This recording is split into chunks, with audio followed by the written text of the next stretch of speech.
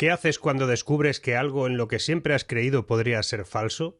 ¿Lo aceptas de inmediato o tu mente se apresura a defender esa creencia?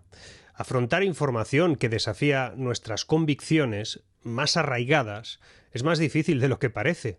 Aunque la ciencia y la lógica nos invitan a adaptarnos y a modificar nuestras creencias en función de una nueva evidencia, lo que solemos hacer, curiosamente, es lo opuesto. Descartamos la información incómoda y nos aferramos más a lo que siempre hemos pensado, incluso si los hechos están en contra.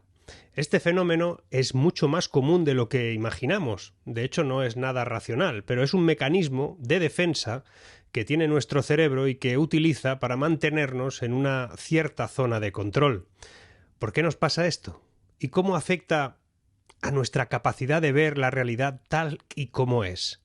Esto ocurre en muchos ámbitos, no solo en el ámbito político o periodístico, sino que funciona con la religión, con los cultos de personalidad, con los movimientos políticos, como te decía, con los extremismos.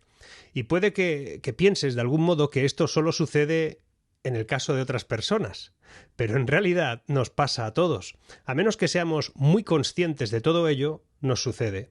Nuestra primera reacción cuando escuchamos algo que va en contra de una creencia que tenemos muy arraigada, que es parte de nuestra identidad, es rechazar a quien nos comunica ese dato. Hoy yo voy a presentarte una serie de datos que probablemente irán en contra de tus creencias, podría ser. Y tu primera reacción puede ser rechazarlas, o tal vez no. Pero en realidad voy a analizar cómo funciona eso y cómo lo están utilizando, porque es más fácil atacar el medio que entender el mensaje. Quédate, porque se avecina la madre de todas las batallas, y será bueno tener herramientas para defenderse. No te vayas, porque lo que hoy voy a contarte, hoy también te interesa.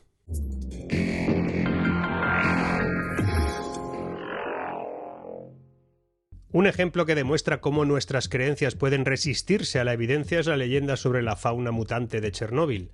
Durante el accidente nuclear de 1986 se hicieron muy populares algunas imágenes y relatos sobre animales que habrían mutado grotescamente en la zona afectada. De hecho, se hablaba de patitos con 2 cabezas, ciervos con extremidades adicionales, lobos gigantes. Ese imaginario de criaturas mutantes, alimentado por la narrativa del peligro nuclear, se convirtió con el tiempo en una historia aceptada. Sin embargo, décadas de investigación han demostrado que, aunque hay algún efecto en la biodiversidad, es verdad, y cambios en la flora y en los colores de algunos animales, y en la propia fauna en Chernóbil, las mutaciones visibles o grotescas en animales son realmente muy extrañas, anecdóticas. De hecho, estudios científicos han revelado que muchas especies están prosperando incluso en esa zona de ausencia de seres humanos. La vida silvestre, en lugar de extinguirse, resulta que ha encontrado un refugio mucho mejor en Chernóbil. Resulta que muchas personas siguen creyendo que eso es así. Y a pesar de la falta de evidencia, pues esa narrativa sigue siendo muy fuerte, porque encaja con la idea de venganza de la naturaleza, que tanto nos plantean, y el peligro invisible de la radiación y de la energía nuclear. Al igual que muchas cosas que hemos escuchado, por ejemplo, estos días, que estamos escuchando muchas cosas, el mito de los patitos de Chernóbil persiste porque se alinea con creencias preexistentes sobre el horror nuclear y sobre sus efectos. Aunque la evidencia científica nos cuente otra historia, el mito perdura, resiste a la verdad y refuerza nuestras ideas preconcebidas. Pero aquí te voy a dar otro ejemplo, uno que ilustra cómo una narrativa absolutamente falsa puede arraigarse de un modo muy fácil en la percepción pública. Un ejemplo de cómo las creencias falsas pueden extenderse y persistir en el mito urbano de las, por ejemplo, agujas infectadas en las salas de cine. Resulta que esta historia comenzó a circular en los años 90, afirmando que había personas desconocidas que colocaban agujas infectadas con el VIH en los asientos del cine o en los cajeros automáticos. Eso decían. La leyenda decía que al sentarse las personas se pinchaban accidentalmente y quedaban contagiadas. A menudo el relato incluía detalles sobre notas amenazantes junto a esas agujas con frases como «Bienvenido al mundo del SIDA». Esa historia causó alarma pública y se propagó rápidamente, a veces interesadamente, aunque nunca se ha confirmado ningún caso real. La verdad es así. Las autoridades y expertos en salud pública han explicado que el virus del VIH no sobrevive demasiado tiempo fuera del cuerpo, por lo que el riesgo de infección de esa manera era prácticamente inexistente. Sin embargo, el mito se volvió una especie de leyenda urbana que sigue circulando, especialmente con mensajes de alerta en las propias redes, a veces interesadas, otras veces despertando temor en quienes no conocen las evidencias científicas. El mito de las agujas infectadas persistió durante años, más de lo que nadie podía pensarse. De hecho, todavía hay alguno que habla de cosas de esas, porque se alineaba con los miedos sobre amenazas invisibles, la desconfianza en los lugares públicos, y aunque no hay evidencia que respalde esas afirmaciones, el relato se ha fortalecido con el tiempo y reaparece de vez en cuando con otros protagonistas, con otras enfermedades, con otros temores, con epidemias, con cosas, como un ejemplo claro en esas creencias que se pueden moldear y sostenerse por narrativas incluso frente a pruebas que las refuten. Si no, ya las crean ellos. Un mito económico recurrente es la idea, por ejemplo, de que para sobrevivir a una crisis económica y para reducir la pobreza, pues basta que el gobierno imprima más dinero. Y lo hace y lo reparte entre la población. Bueno, ese concepto, aunque parece intuitivo, ignora un principio básico de economía que ha sido desmentido en múltiples ocasiones. Aún así, la idea sigue circulando, especialmente en momentos de crisis o entre quienes buscan soluciones rápidas a problemas complejos. Es más, a los que a veces criticamos que no se puede imprimir infinitamente nos llaman terraplanistas económicos. Pero bueno, cuando un país imprime dinero sin respaldo en crecimiento económico o productividad, suele provocar inflación, lo que significa que los precios aumentan y el valor del dinero cae. Hay ejemplos clarísimos: Venezuela, Zimbabue, Europa, donde el aumento descontrolado de la oferta monetaria ha llevado siempre a una inflación extrema, haciendo que el dinero pierda su valor y empobreciendo a la población en lugar de enriquecerla.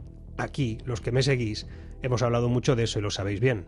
La evidencia de estos casos demuestra que imprimir dinero sin control no es una solución viable, por mucho que lo diga Lagarde, von der Leyen o quien sea. Sin embargo, esa creencia persiste porque la idea de crear riqueza de la nada resulta muy atractiva para quienes desconocen los efectos económicos reales de la inflación. ¿Y de dónde viene, además? Ese mito se mantiene porque ofrece una solución simple y rápida a un problema complejo. Y es fácil de entender. Y además es muy fácil de compartir, ¿no? Sin embargo, ignorar la evidencia sobre sus consecuencias no es más que un ejemplo clarísimo de cómo el deseo de encontrar una respuesta sencilla al final te lleva a que muchos se aferren a una idea equivocada. Incluso cuando existen pruebas que demuestran claramente que la realidad es absolutamente diferente. Uno de los mitos más extendidos, por ejemplo, sobre la inteligencia artificial, es la idea de que esta tecnología pues casi va a eliminar todos los empleos del planeta, dejando a la mayoría de la población sin trabajo en un futuro cercano. A esto le suman los robots habitualmente. Según esa narrativa, los avances en inteligencia artificial pronto reemplazarán a los humanos, en la mayoría de industrias, en todas, desde trabajos manuales hasta empleos altamente especializados, y eso nos va a llevar a todos a una crisis de desempleo masivo que tendrá que poner, ahí viene la clave, la renta básica universal en marcha. Ojo con eso, siempre hay un porqué. Si bien es cierto que la inteligencia artificial puede automatizar ciertas tareas, los estudios han mostrado que también genera nuevos tipos de empleo, especialmente en áreas que pueden estar relacionadas con la tecnología, la gestión de datos, el análisis, la creatividad incluso. Históricamente, cada revolución tecnológica siempre trajo consigo una transformación del mercado laboral, y ahora es igual. Se eliminan ciertos trabajos y se crean otros, aunque parezca imposible cuando lo vives a tiempo real. La inteligencia artificial también tiene ese potencial de mejorar la productividad, lo cual va a beneficiar también a las economías en general, crear oportunidades de empleo en sectores que aún están por explorar. Eso siempre ha sucedido, y decir lo contrario es un mito. Ese mito persiste porque se basa en un miedo real, que también utilizan algunos: la inseguridad laboral y la incertidumbre sobre el futuro. Además, algunos titulares que suelen ser sensacionalistas, interesados, amplifican esa preocupación y hacen parecer que la inteligencia artificial pronto va a reemplazar todos los trabajos, cuando en realidad el proceso de adaptación a esa inteligencia artificial, de transformación laboral, va a ser gradual, no va a ser tan rápido. Y esa creencia distorsionada genera resistencia y temor hacia la inteligencia artificial, ignora que su implementación también requerirá seres humanos para supervisarla, mejorarla y adaptarla, pero incorporan el hecho de que hay que actuar que hay que regular, que hay que hacer algo, como por ejemplo, crear leyes a veces vistas de forma positiva, pero que van a tener consecuencias negativas no previstas. Estoy hablando de la creencia generalizada, así es como se presenta en los medios, que regular las tecnologías emergentes como esta, la inteligencia artificial, es siempre positivo, porque protege a la sociedad de posibles abusos y riesgos. Esa visión asume que cualquier regulación traería más seguridad, orden y control.